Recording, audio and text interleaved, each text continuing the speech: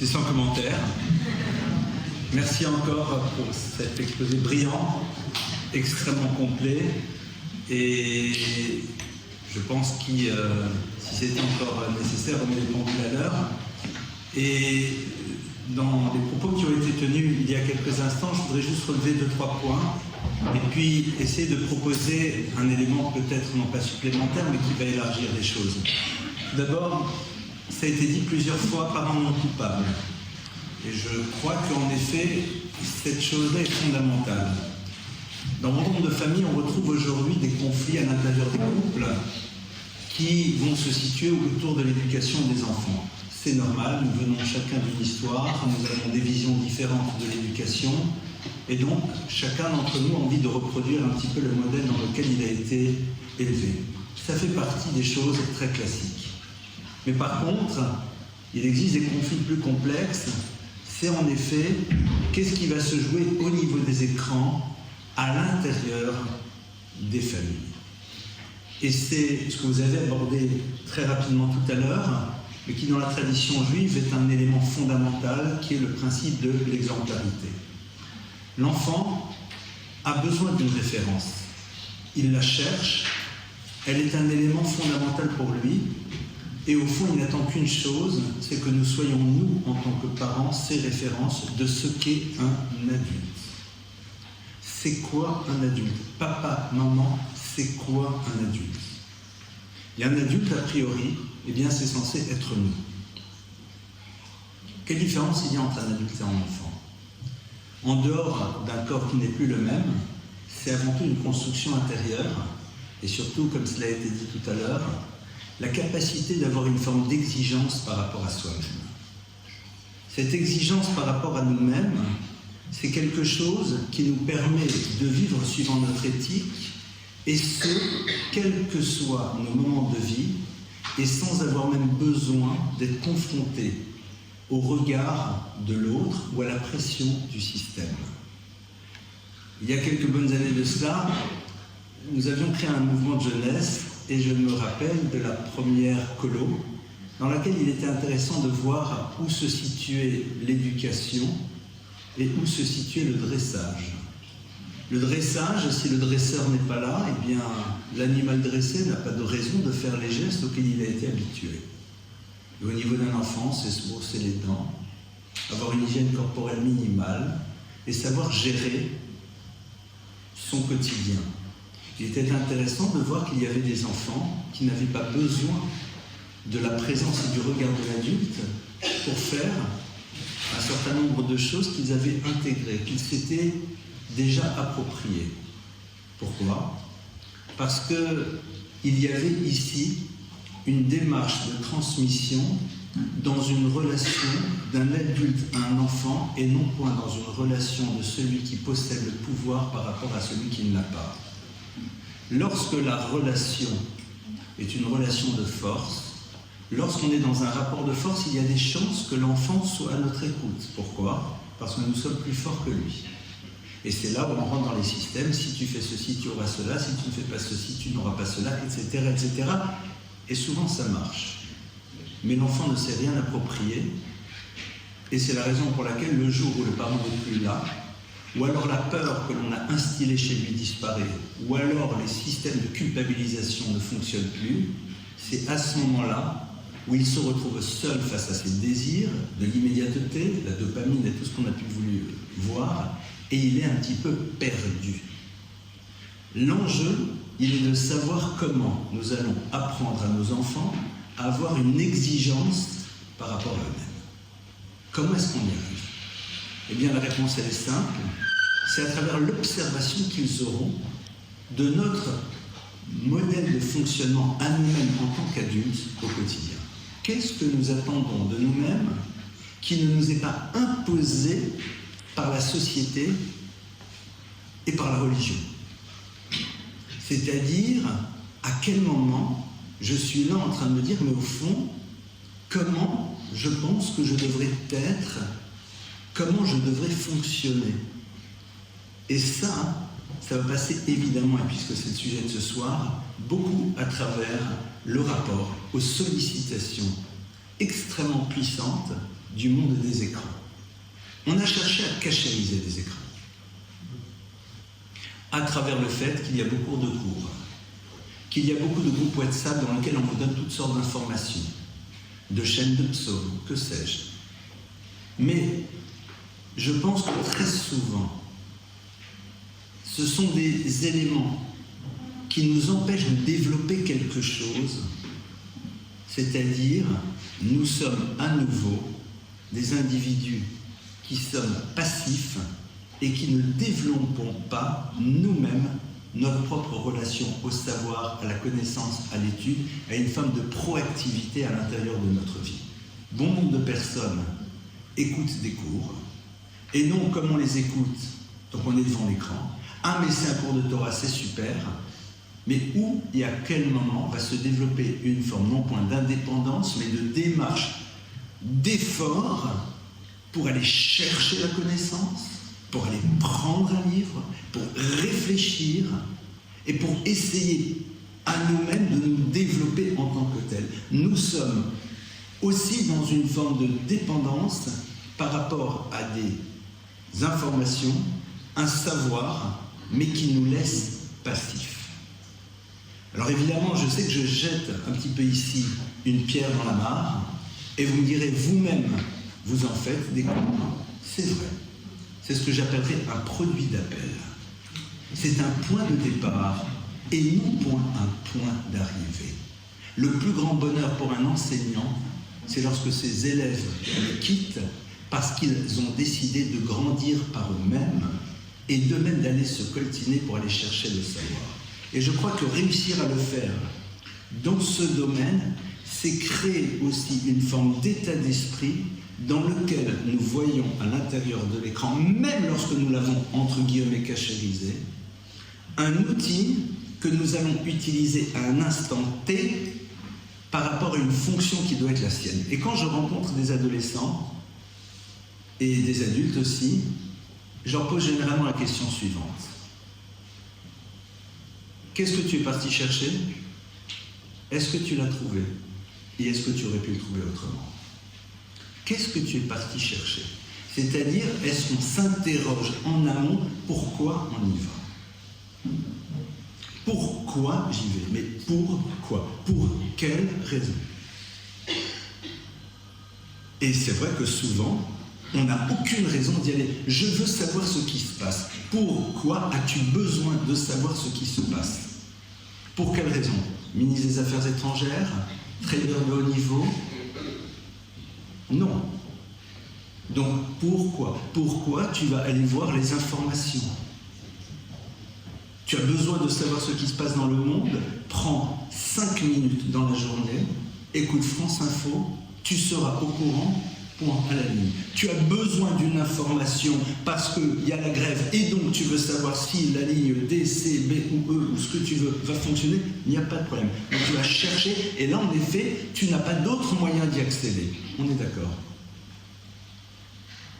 Et ne serait-ce que se poser cette question, c'est très intéressant.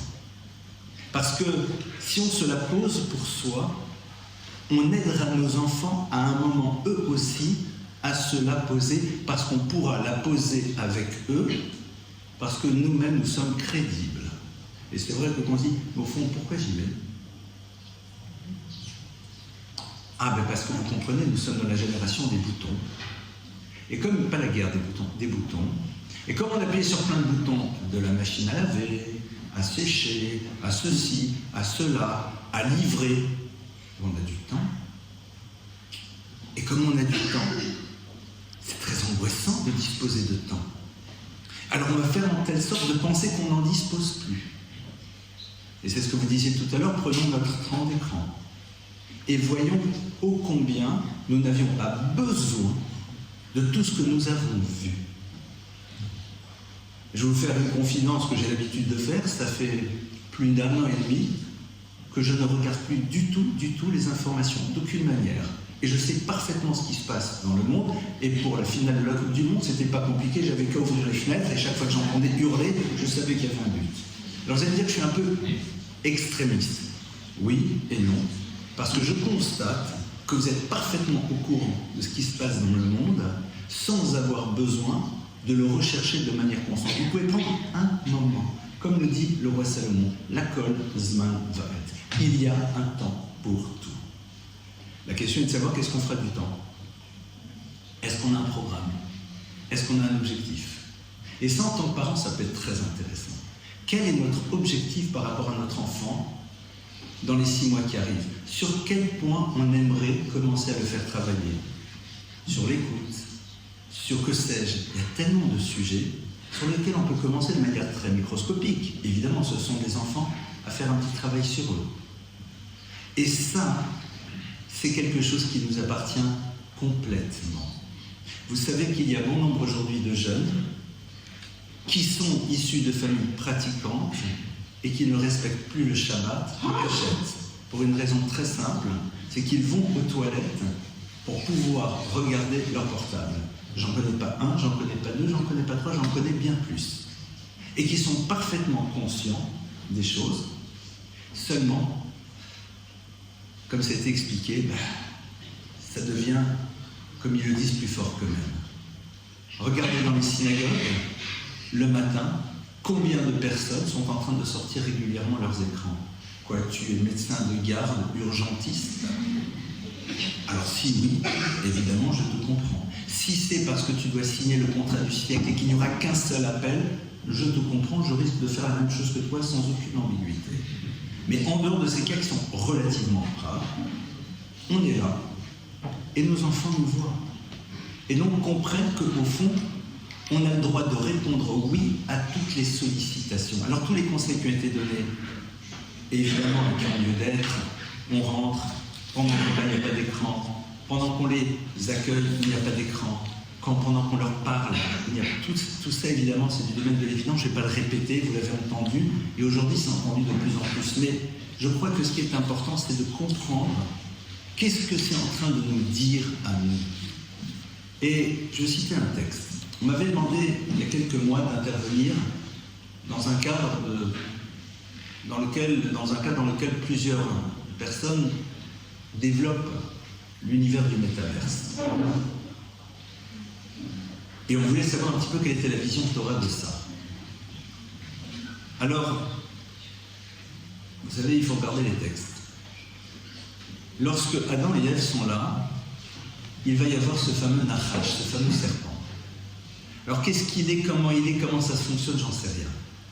Mais ce qui est intéressant, c'est que le serpent va chez Adam et Ève et leur dit « Consommez, vitem kelokim yodetovara ». Vous allez être à l'image de Dieu, qui aurait la connaissance du bien et du mal, mais nos maîtres ajoutent et disent « Yotzre olamot ». Vous allez pouvoir construire des univers.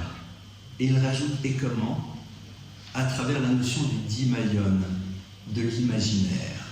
Non pas de l'imagination créative, mais la capacité de créer des univers. Alors, dans la notion du bien et du mal, ça veut dire quoi? C'est les représentations que l'on se fait des choses. Tu vas voir, on va la kiffer. Ça va être de folie. C'est-à-dire, on a des représentations de ce que l'on va ressentir le jour où on aura vécu certaines expériences et ça nous pousse y aller. C'est comme ça que marche la pub. La vie, c'est pas rejoindre un fantasme, c'est découvrir ce qu'on est en train de construire. Et ce qui est très intéressant, Nachash, le serpent, c'est une valeur numérique. Nun 50, Chet 8, Shin 300, 358. Je vais citer un autre mot, mais je vais épeler les 4 lettres.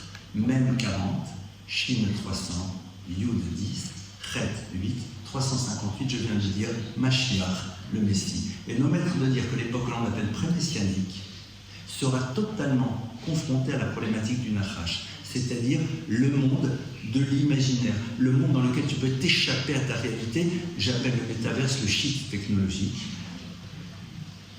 Il y en a certains qui prennent des substances pour pouvoir échapper à certaines formes de réalité et décident au fond aujourd'hui de les valider parce que tout le monde le fait. Après, chacun et ses névroses, mais c'est exactement ce qui va se passer.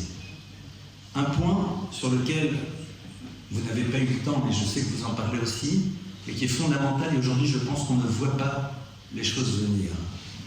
En tout cas, on ne les voit pas assez, c'est le gaming, le jeu, et surtout les jeux en ligne. Les enfants sont de plus en plus en train de jouer en ligne avec d'autres enfants et peuvent quitter leur réalité et aller exister dans un autre monde. Donc ne pas se confronter à la difficulté qui est la leur, en s'échappant et en créant d'eux une dimension nouvelle qui, parce qu'il va réussir à abattre d'autres ennemis ailleurs, lui donnera une forme de satisfaction. Mais j'en ai observé encore ce week-end. D'abord, j'étais impressionné de voir la dextérité des doigts. Moi, je regardais ça. Je regardais pas l'écran, je regardais les doigts. Sur les joysticks, etc. Mais à un moment, je lui tape sur l'épaule. Il y a un gosse charmant. Hein. Le gosse, il est charmant. C'était chez des amis. Il était là. Et quand il se lève, vous savez, quand un enfant se lève et qu'il a joué, il est content. Et là, vous voyez une forme de tension. Pourquoi? Il vient d'être dans une tension. Il ne joue pas. Quand on joue au Monopoly, on n'était pas tendu. On rit. On est là. Attention, etc. Là, il y a une tension. J'avais presque envie de dire même au niveau musculaire. Il faut qu'ils se détendent maintenant. Alors comment on se détend? Mais on se lâche. Et le problème, c'est quoi? C'est qu'au fond, notre difficulté, c'est à notre niveau aussi la problématique de l'effort. Est-ce qu'on est prêt à faire l'effort de savoir redevenir parent? Comment il chantait Yves Duteil? Prendre un enfant par la main. Prendre un enfant par la main pour lui montrer le chemin. Mais il faut que nous aussi, on sache c'est quoi notre chemin. Vers où je tends, vers où je vais. C'est quoi Shabbat? C'est un moment d'échange où c'est synagogue, repas, dodo, synagogue, repas, dodo. Ah ouais. Ouais, il ne faut pas dormir Shabbat. Vendredi soir, avant d'aller à la synagogue, quand nos enfants étaient jeunes, je me prenais une intraveineuse de café. Enfin, symboliquement, mais une bonne dose. Pourquoi? Parce que c'est le moment. C'est le moment dans lequel on va être avec eux, on va pouvoir jouer, échanger, et on va leur faire découvrir ce bonheur. Parce que lutter en semaine et dire t'arrêtes et mettre quelque chose en face, comme ça a été dit très bien, il ne veut pas. Mais comme Shabbat officiellement, et je vous conseille de le faire Shabbat, et même ceux qui ne font pas complètement Shabbat, faites au moins un Shabbat des écrans. Le Shabbat des écrans. Même si on dit, ah non mais j'allume la lumière, non allez-y, continuez. Oui, continuez, en attendant de passer à l'étape d'après. D'accord? Step by step.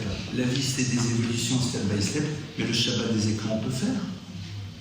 Et le monde ne s'écroulera pas. Et c'est les moments dans lesquels ils vont redécouvrir le plaisir. De quoi aussi? Et c'est sur ça que je conclure.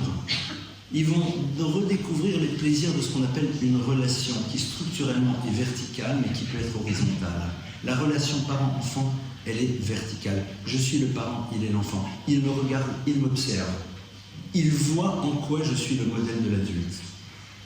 Mais l'horizontalité, c'est quand on commence à jouer avec eux, quand on peut les gagner, qu'ils peuvent nous gagner. Donc, il y a cette double dimension qu'on installe et qui est créatrice de liens.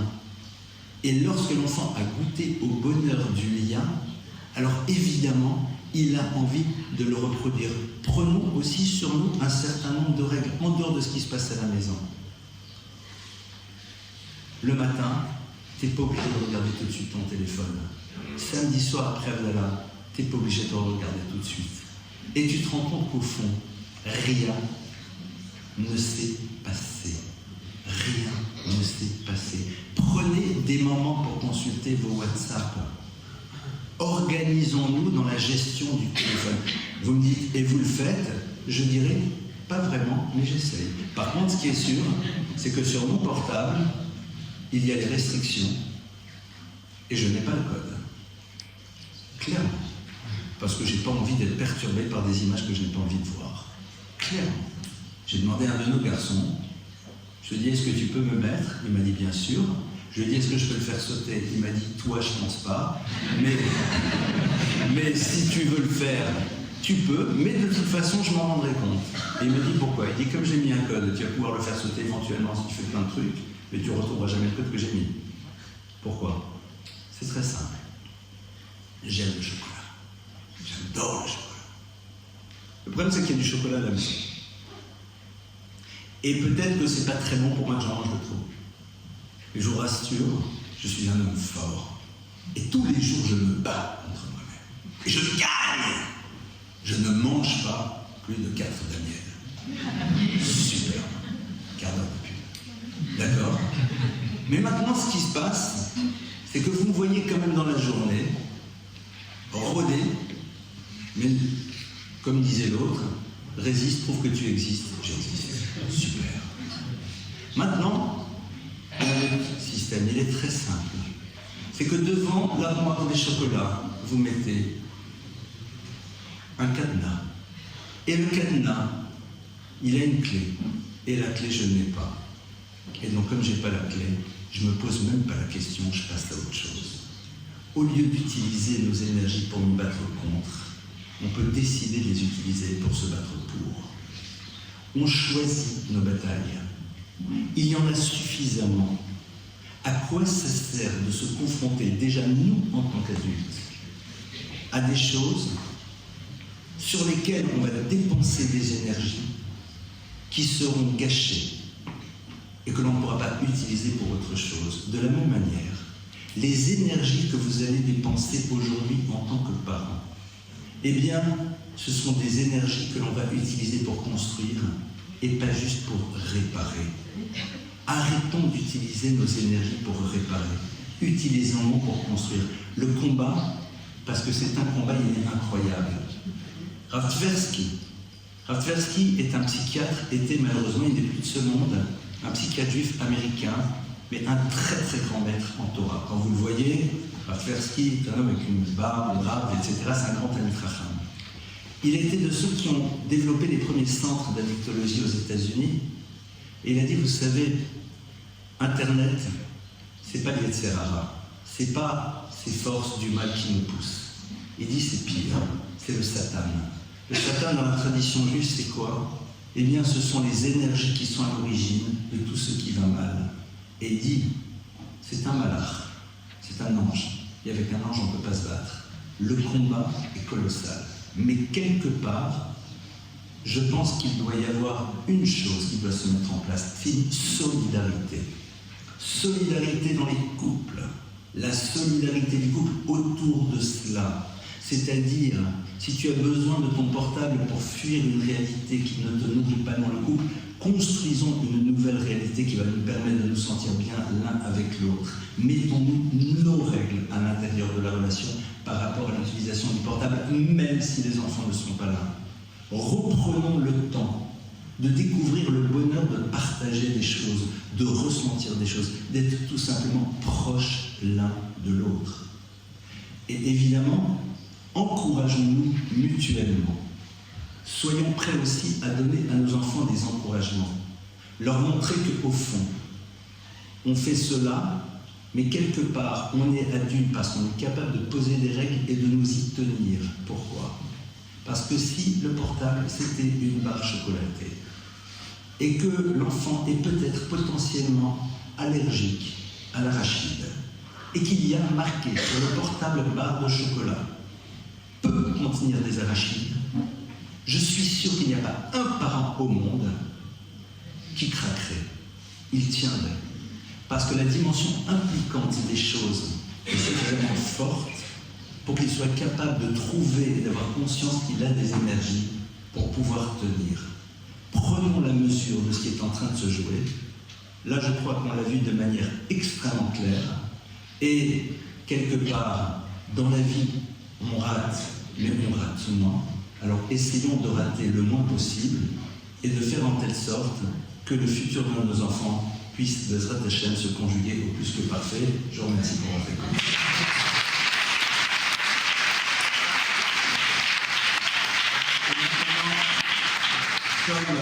Comme ça a été dit, on va prendre un petit quart d'heure, je pense peut-être plus, fonction de vous, pour vos questions. Les questions trop personnelles, elles se posent toujours au nom d'un ami qui n'ose pas la poser. D'accord ? Et quand vous allez rentrer à la maison en tant que couple, eh bien, pas la peine de dire à votre conjoint, tu as vu, j'ai bien fait de t'amener. Parce que si vous pensez que votre conjoint est concerné, mais qui n'est pas suffisamment intelligent pour avoir compris, donc ça veut dire que votre conjoint est bête, rappelez-vous que qui se ressemble s'assemble. Alors, bon, allez-y, à vous les questions. Monsieur, il y a un monsieur, alors je vais les gérer moi. vous les posez à Louise ou à moi-même, vous précisez. Je vous demande juste, on va se prendre encore un petit quart d'heure, et puis après, il y a plein d'autres choses à terminer. Allez-y. Oui.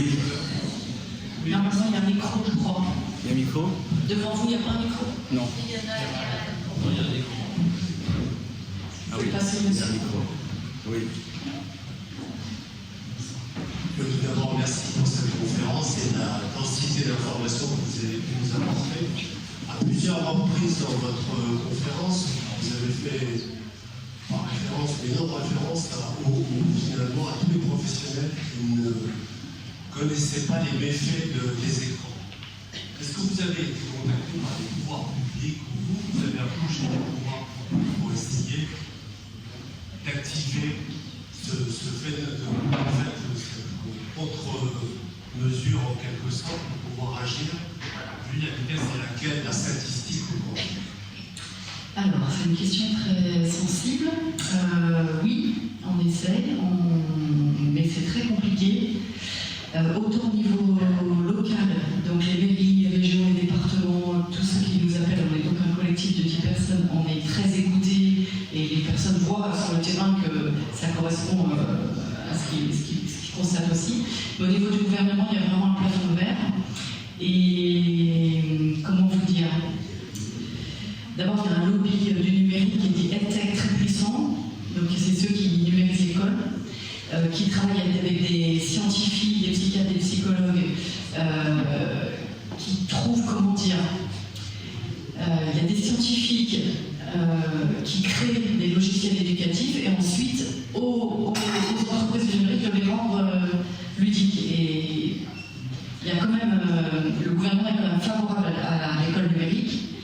Alors, dans certaines écoles, peut-être pas là où vous mettez vos enfants, mais les autres, publics, parce que ça soutient l'économie du numérique, l'économie de l'EdTech. Donc nous, on a été au ministère de la Santé. Il faut qu'on y retourne parce que c'était déjà il y a 5 ans, mais là j'ai entendu aujourd'hui qu'ils n'étaient pas du tout réceptifs. Donc il y a 5 ans, c'était oui, on a fait quelque chose, on a mis quelques lignes dans le carnet de santé. Donc le carnet de santé de l'enfant à la page 14, il y a marqué un message très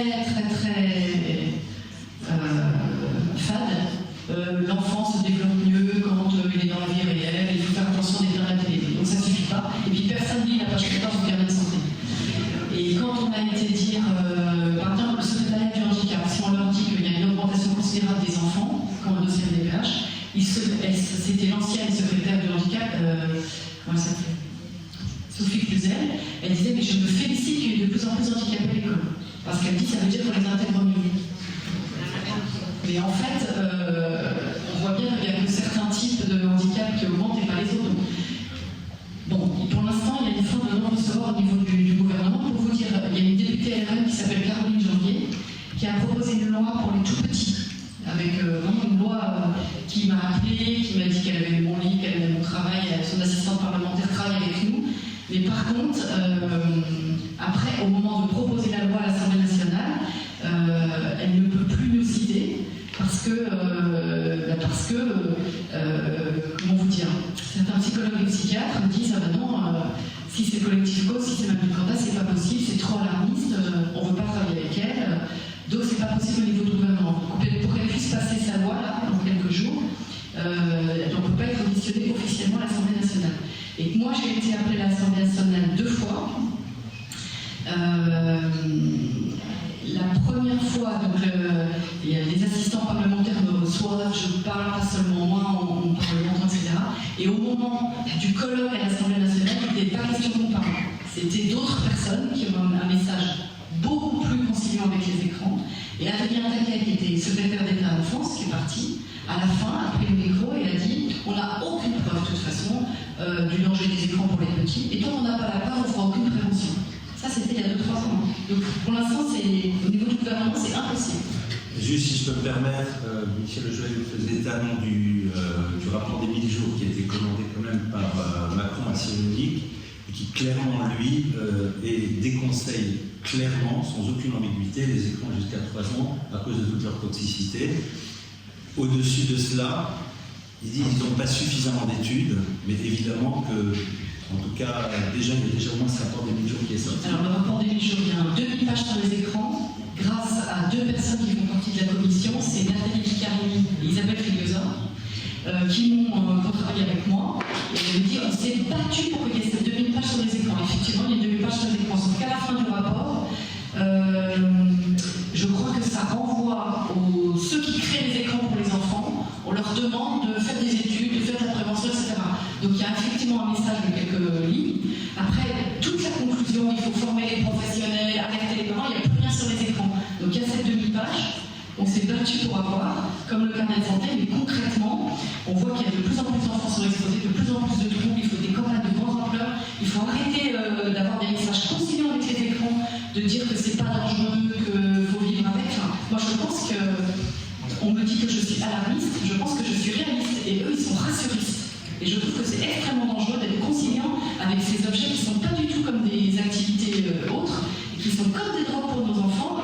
Les parents sont pris dedans, pour vous c'est difficile, les enfants sont pris dedans, et pour l'instant il n'y a pas de message clair. Donc ce qu'on espère, c'est que la loi Caroline Janvier passe, qu'en plus il n'y a pas d'autre nom, et si nous avons auditionné officiellement parce qu'elle travaille avec nous de façon sous-jacente, mais elle ne peut pas le dire, parce que sinon il y a des gens qui vont lui mettre des bâtons dans les roues pour qu'elle passe pas sa loi. On a un lobby très puissant pour dire que les écrans c'est pas si dangereux que ça. C'est très difficile. Autre question? Oui. Oui, monsieur. Oui, pardon. Allez, oui, il y a là, je vous appelle. Vous avez parlé des écrans à partir de, enfin, des smartphones à partir de 15 ans. Aujourd'hui, ce qu'on voit, et beaucoup dans toutes les écoles, à partir du collège, on essaie de donner à nos enfants, parce qu'ils commencent à faire des trajets, etc., accès à un téléphone. Vous avez parlé du téléphone de touche, hein. Sauf que ça peut créer l'exclusion sociale pour nos enfants. Et ça, c'est une vraie difficulté parce qu'on n'a pas envie que notre enfant soit exclu parce qu'ils n'ont pas accès à du WhatsApp alors qu'il y a des personnes qui existent un peu partout, etc. Donc comment est-ce qu'on doit réagir nous en tant que parents qui arrivent pour des enfants qui arrivent au collège? On a envie de les préserver, mais en même temps de ne pas les exclure.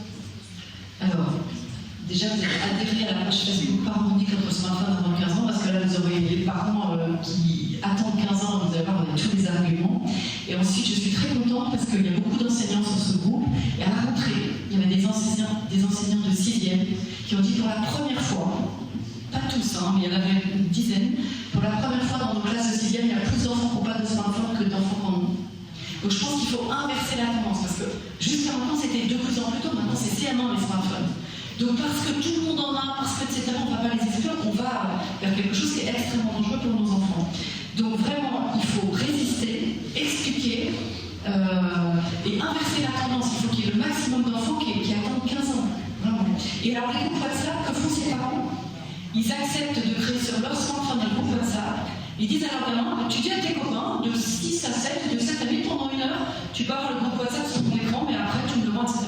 Donc ils acceptent comme ça d'avoir des groupes.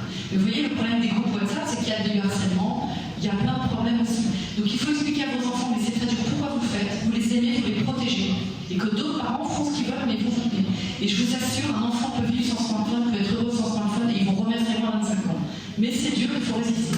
Juste, si je peux me permettre de rajouter par rapport à cela. Tout d'abord, il ne faut pas oublier que dans la communauté, il y a une problématique très importante, la peur du trauma. Le trauma.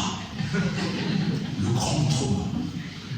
D'abord, vous savez qu'un enfant à qui on pose des cadres et des limites, ça rassure. Vous savez que quand un enfant fait des grosses bêtises, parfois il se sanctionne lui-même.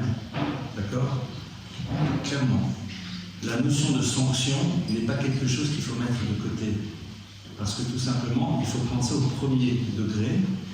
Et là, je ne parle pas de sanction, mais il ne faut pas avoir peur. Arrêtons d'avoir peur. Et si c'est comme ça, je t'aime plus. Ben, c'est pas grave, hein, tu n'auras pas le mérite de m'aimer.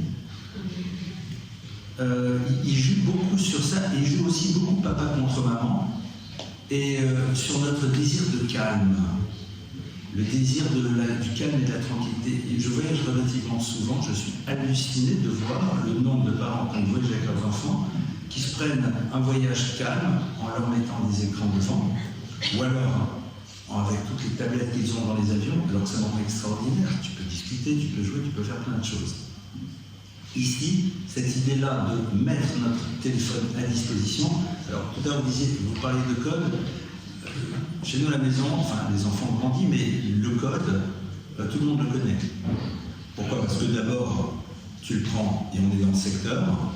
Donc là, et puis surtout, c'est un objet dont on a besoin, mais comme il est là, qu'il circule et qu'il est toujours présent, qu'on voit ce qui se passe, donc circuler, il n'y a rien à voir. Ça aussi, c'est important. Donc, donner à vos enfants, comme ça a été dit, oui, tu peux, je comprends. Je comprends les autres.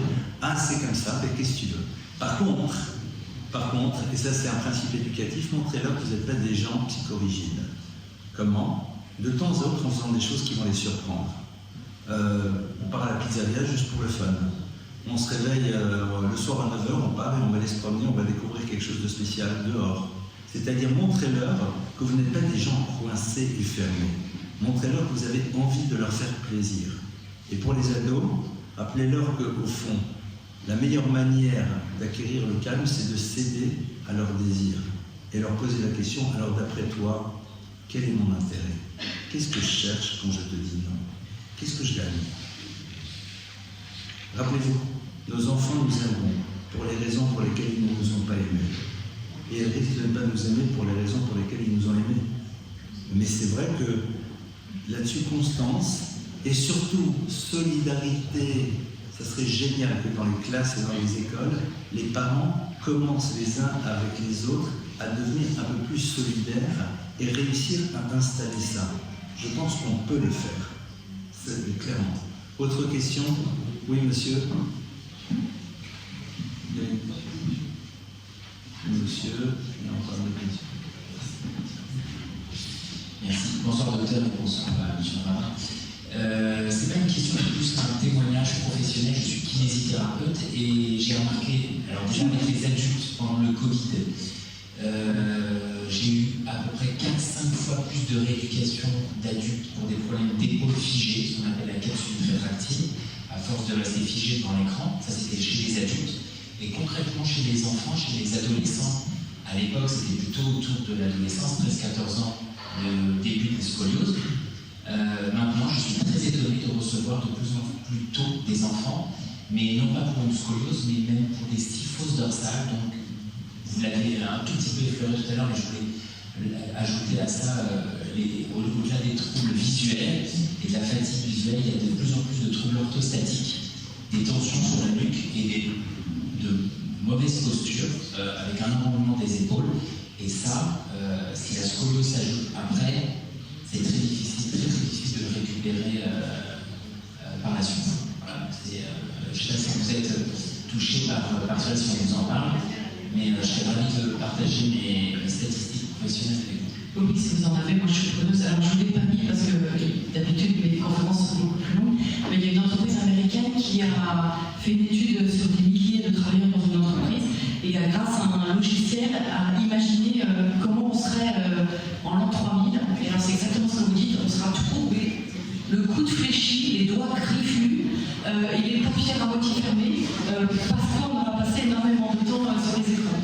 Donc ce que vous voyez, non mais c'est clair qu'on a une posture, vous voyez les ados dans la rue sur leur téléphone, dans quelle position ils sont. Donc quand c'est 5, 6, 7, 8 heures par jour, il y a des vrais troubles de ce côté-là. Donc oui, je vous donnerai ma carte et puis vous m'enverrez les chiffres, je suis intéressée par tout. Autre question? Bonsoir docteur Duranda, bonsoir Abel, merci pour cette brillante exposé. Moi j'ai pris une claque, on repart. Moi c'était une sorte de question, en même temps suggestion. Est-ce que vous êtes présente vous-même sur tous ces réseaux pour communiquer sur cette prévention-là? Faire de la pub, je ne sais pas, sur YouTube, des petites pubs de 30 secondes qui montrent votre livre ou quelque chose comme ça, pour des fois, on dit traiter le mal par le mal, mais être présente aussi sur ces réseaux-là pour inonder aussi tous ces réseaux avec votre prévention. Alors, je suis pas très douée, c'est ça le problème. Non, mais il faut absolument que ce soit sur Instagram, mais j'y arrive pas. Donc, j'ai quand même été sollicitée par beaucoup de journalistes. Donc, si vous mettez mon nom, vous verrez, il y a plein de vidéos sur YouTube, des conférences, des articles. Là, j'ai fait une vidéo avec le Figaro, vous l'avez peut-être vu, sur les petits. Et en 6 jours, sur TikTok, il y avait 1 400 000 vues. Le Figaro m'a dit, j'ai jamais vu ça. Donc, il faut la faire pour moi. Moi, j'arrive même pas à monter mon site, j'ai pas le temps, je suis tellement sollicitée. J'arrive pas, mais il faudrait effectivement être plus présent. Mon éditeur le fait un peu, mais on l'a pas. Je comprends bien, merci. Non, parce que là, c'est un travail de fourmi d'aller comme ça dans les conférences, de de sensibiliser voilà, les communautés, je sais pas, ou des écoles, ouais, c'est un travail de fourmi, et même le livre aussi. Mais bref, sur les écrans, je me disais. Il faut qu'on fasse plus. Oui, on a plein de projets, mais on fait petit à petit. Step by step. Merci beaucoup. Merci à vous. Autre question, encore une ou deux questions. Allez-y, monsieur, là-bas au fond. Ou madame, je ne sais pas, ça va vous.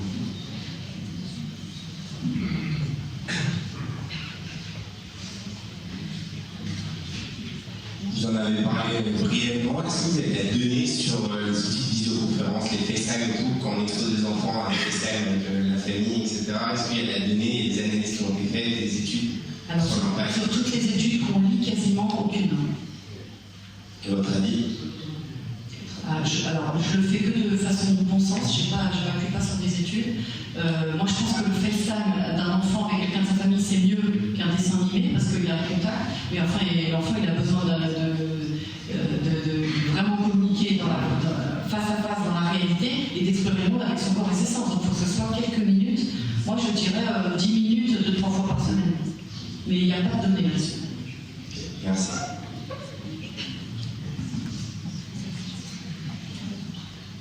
Encore une dernière question.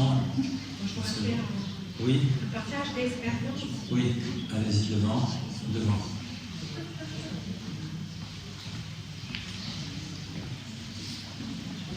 Merci. Alors moi, ce que je voudrais dire, parce que je suis psychologue, psychothérapeute, je ne travaille pas du tout avec les enfants, donc qu'avec des adultes. Et la difficulté, le temps que je dois passer parfois avec des adultes pour les convaincre que c'est dangereux est énorme. Et en fait, on a aujourd'hui des parents de 30 ans, avec des tout petits, et donc qui, eux, ont toujours vécu pratiquement avec ça. Et eux-mêmes sont convaincus, ils sont addicts, ils courent, et donc ont du mal. La question pour moi, ce ne sont pas les enfants, ce sont les parents. Et ça, c'est un point très important, parce qu'on dit les enfants aux enfants. Non, vous avez raison, ce sont les parents. La question, ce sont les parents. Et si le parent est beaucoup sur son écran, on l'a vu pour un tout petit, ça a des incidences très importantes. Et autant un petit, quelqu'un va s'inquiéter à l'école, à la crèche, espérant qu'on pense aux écrans, mais là, l'adulte, qui va s'occuper d'eux? C'est pour ça qu'il faut que le gouvernement se saisisse de la question, les pouvoirs publics, et qu'il y ait des campagnes de grande ampleur à la télé tous les jours, partout. Il faut que ça rentre, ça s'adresse aux parents, s'adresse aux parents, notamment de jeunes enfants. Voilà. Oui, mais je suis complètement d'accord avec vous. On continue, on ne désespère pas. Oui. L'autre point, c'était par rapport à la notion d'exclusion. Parce que ça revient toujours. Oui. Mon enfant va être exclu. Se sentir exclu. Moi, je pense que déjà, quand un parent dit ça, c'est lui-même un problème dans les notions d'exclusion. Et qu'il n'arrive pas à assumer ça. Vous voyez ? Alors, je voudrais dire quand même que pour des parents juifs, c'est plus facile à faire comprendre. Parce qu'il y a des tas de choses que nous faisons que les autres ne font pas. Le sentiment d'exclusion, déjà pas mal inscrit, en tout cas de l'altérité. L'autre, comme il est nous avons notre propre culture depuis des millénaires. Donc on a acquis cette capacité à être soi-même différent. Et nos enfants le vivent en réalité. Puisque ceux qui sont, en tout cas, un soit peu pratiquants, le vivent. Ils ne mangent pas comme les autres. Ils ont le Shabbat, il y a tellement de choses qui font que cette différence est inscrite déjà. Je pense que c'est plus facile que pour des enfants qui vivent totalement en osmose avec une société. J'entends parfaitement, on va conclure avec ce que votre remarque. Et on va conclure cette soirée. C'est vrai, mais en même temps, n'oublions pas aussi la force du groupe. La puissance de ces autres enfants qui vont se moquer de celui qui est différent. Et c'est pas toujours si simple. Alors, en conclusion, il n'y a pas de conclusion. Pour une raison très simple, c'est que, au fond, ici, vous n'êtes pas venu chercher des recettes, vous êtes venu chercher des informations, des pistes. Je crois que ce qui serait très intéressant, c'est qu'on soit capable chacun d'inventer quelque chose, de créer, de partager, et surtout, de créer un état d'esprit. Je pense qu'on en est capable. Et Il y a un proverbe que j'aime beaucoup, Salvat tagarachot, roule lentement, tu iras loin. Sachons ne pas être du tout au tout, c'est trop difficile. Souvent, rechercher l'absolu, c'est au fond l'expression du désir de rester immobile. Comme ces personnes qui diraient « mais on n'y arrivera jamais », vous avez raison. Quelqu'un qui du jour au lendemain voudrait garder Shabbat ne l'a jamais fait, c'est complexe. Mais tu peux commencer à éteindre tes écrans vendredi soir, c'est déjà pas mal. De la même manière, essayons d'écrire et de se dire quels sont, de manière concrète aujourd'hui, les actes que nous pouvons faire pour déjà à notre niveau réduire. À partir de quel moment on les regarde, quel moment on s'arrête. L'écrire, faire en telle sorte que ce soit des engagements par rapport à nous-mêmes, et après évidemment, beaucoup prier, et faire en telle sorte que Bezrat Hashem, nous ayons toutes et tous beaucoup de joie de tous nos enfants. Merci pour votre présence et votre